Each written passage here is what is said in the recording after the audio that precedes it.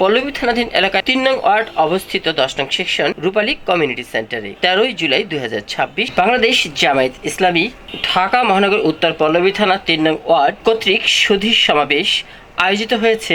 উক্ত অনুষ্ঠানে প্রধান অতিথির আসন অলঙ্কৃত করেছেন জামায়াত ইসলামী কেন্দ্রীয় কমিটি নির্বাহী পরিষদ সদস্য ও ঢাকা মহানগর উত্তর জামায়াত ইসলামী আমির মোহাম্মদ সেলিম উদ্দিন। বিশেষ অতিথির আসন অলঙ্কৃত করেছেন ঢাকা ১৬ আসন সংসদ সদস্য ও ঢাকা মহানগর উত্তর জামায়াত ইসলামী নেতা কর্নেল অবসরপ্রাপ্ত আব্দুল বাতেন এমপি এবং বিশেষ অতিথি হিসেবে উপস্থিত ছিলেন ঢাকা মহানগর উত্তর জামায়াত ইসলামী নেতা মোহাম্মদ নাসির উদ্দিন। প্রধান বক্তা ছিলেন বিশিষ্ট ইসলামী চিন্তাবিদ মুফতি আলী হাসান উসামা।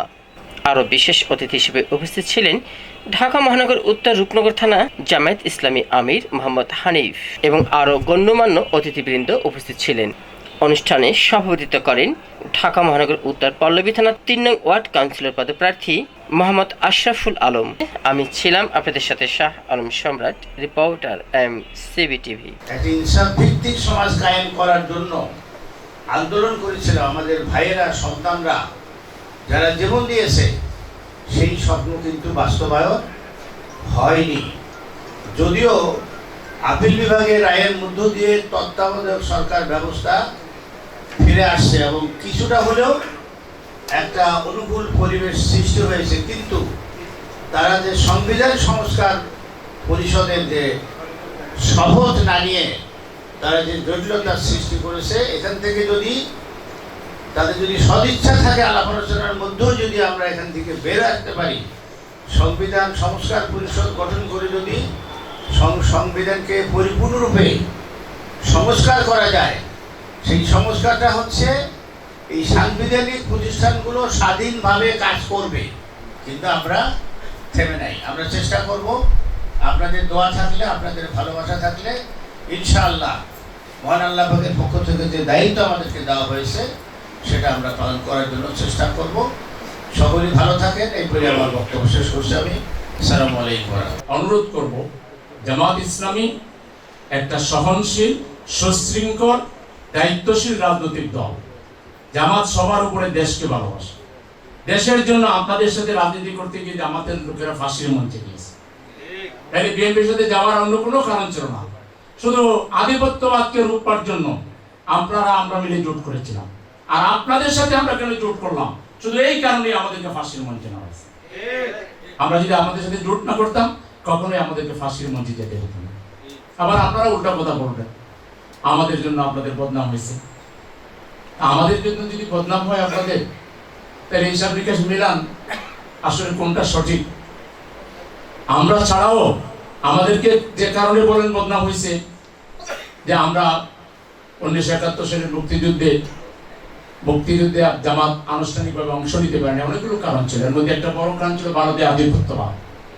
জামাত ভয় করেছিল যে ভারতের সহযোগিতায় যদি মুক্তিযুদ্ধ হয় এবং এখানে দেশ স্বাধীন হয়, তাহলে আমরা তো আলাদা পতাকা পাবো, মানচিত্র পাবো, কিন্তু স্বাধীনভাবে আমরা আমাদের কার্যক্রম চালাতে পারবো। এটা তো প্রমাণিত হয়েছে। এমন একটা প্লট আবারও তৈরি করার চেষ্টা করা হচ্ছে, যারাই বলবে চলো আল্লাহর আইন আমরা আল্লাহর জমিনে প্রতিষ্ঠা করি, তাদেরকে যাতে জঙ্গি বলা যায়, উগ্রবাদী বলা যায়, মৌলবাদী বলা যায়, সাম্প্রদায়িক বলা যায়, দেশের শত্রু বলা যায়, অথবা পাকিস্তান পন্থী, আফগান পন্থী আর হাবি জাবি যত ট্যাগ আছে এগুলো দেওয়া যায়। এর জন্য বিভিন্ন এজেন্সি নিজেরাই এরকম প্লট তৈরি করে। আমরা কাশিমপুর কারাগারে দিয়ে দেখেছি এমন এমন দলের নামও আছে যেই দলের নামটাও এজেন্সির লোকেরা রেখেছে। এই সমাজকে নির্মাণ করতে চাই।